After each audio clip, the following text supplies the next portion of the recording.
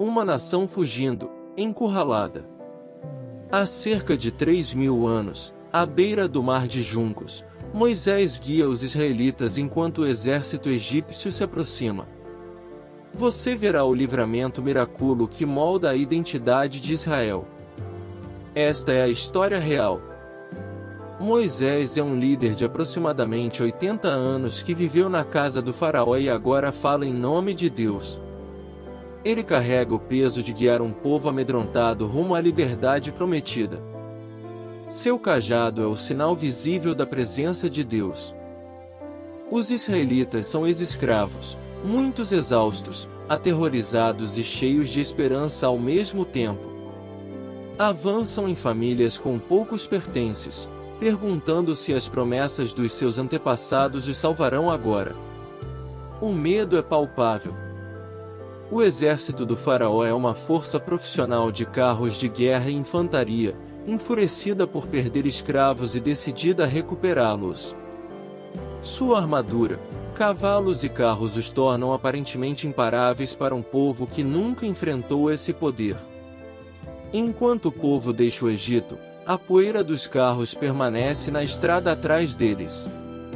Nesse momento o medo aperta o acampamento porque o faraó muda de ideia e envia seu exército. Os israelitas percebem que são perseguidos e não têm onde se esconder. Ao chegarem à beira do mar, a água se estende à frente e os carros do faraó trovejam próximos atrás. Nesse instante o pânico invade o acampamento. O povo clama, perguntando por que Moisés os trouxe ao deserto para morrer. A fé vacila sob o peso da morte iminente. Nesse momento Moisés diz: fiquem firmes e vejam o livramento do Senhor. Ele fala não como herói isolado, mas como porta-voz de Deus, assegurando ao povo que Deus lutará por eles. Essa garantia é teológica. Deus cumpre a aliança e age por seu povo. Enquanto os israelitas observam com medo, Moisés recebe uma ordem direta: levante o cajado e estenda a mão sobre o mar. Isto não é uma oração genérica, mas uma ação ordenada por Deus. O cajado torna-se um instrumento pelo qual o resgate divino será realizado. Ao comando de Moisés o céu responde, um forte vento leste sopra durante toda a noite. Nessa mesma noite o vento afasta o mar. O vento é o mecanismo físico que Deus usa neste milagre, mostrando como o poder divino pode operar por meios naturais.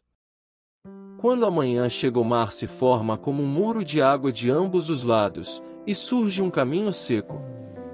Naquela hora silenciosa o impossível se torna visível, a água contida como duas paredes enquanto areia e algas ficam expostas. O povo vê o comando de Deus manifestado de forma poderosa e visível. Enquanto o povo entra no caminho, o medo transforma-se em admiração cautelosa. Os idosos, as crianças, os animais e as carroças começam a atravessar. Essa travessia é um ato de confiança. Eles obedecem à palavra de Moisés e entram no perigo porque agora confiam que Deus os conduz à segurança.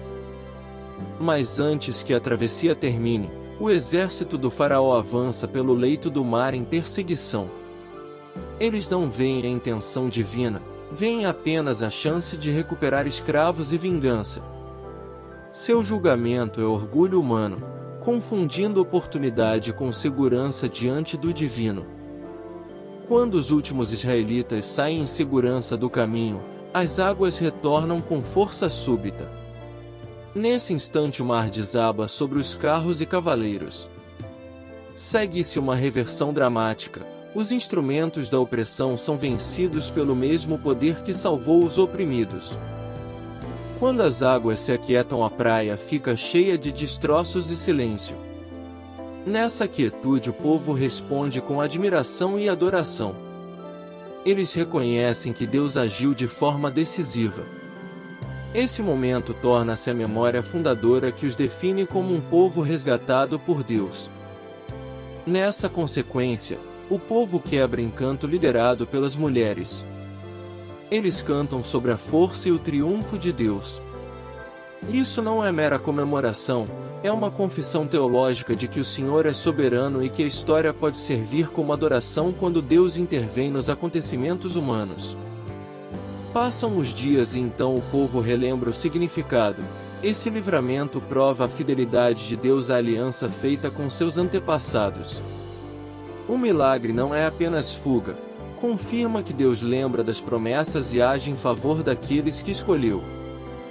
Porém, conforme passam os dias, parte do medo retorna e surgem perguntas sobre como viver na liberdade.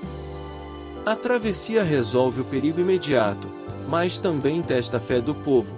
Confiarão em Deus pelo sustento, liderança e obediência futura agora que não são mais escravos? Quando o povo lembra desse momento, eles fazem mais do que recordar um milagre, formam uma identidade.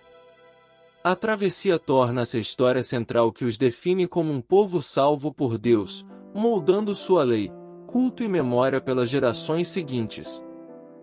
Anos depois, os anciãos contarão aos filhos como Deus os salvou. Nessa recontagem a travessia é proclamada em festas e cânticos. O evento torna-se teologia transformada em memória, um ensinamento de que Deus resgata, julga e conduz seu povo a um novo futuro.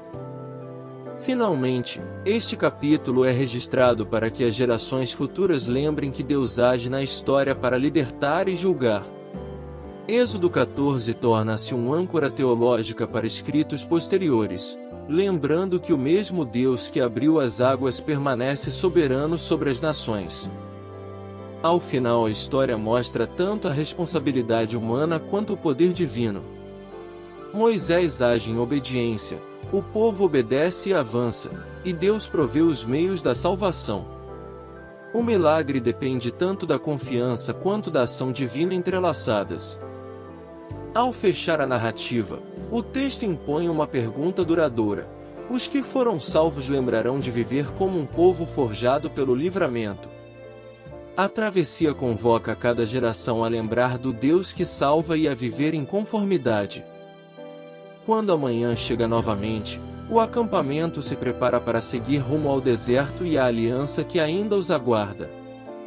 O mar atrás deles torna-se um sinal. Deus resgata e envia seu povo a um novo chamado. A jornada continua sob orientação divina. A lição de Êxodo capítulo 14 é clara: Deus resgata seu povo para cumprir promessas da aliança e formar uma identidade comunitária de confiança e lembrança. O livramento é ação divina e chamado para a vida fiel. Se essa história tocou o seu coração, deixe o like, se inscreva no canal e ative o sininho para não perder a próxima.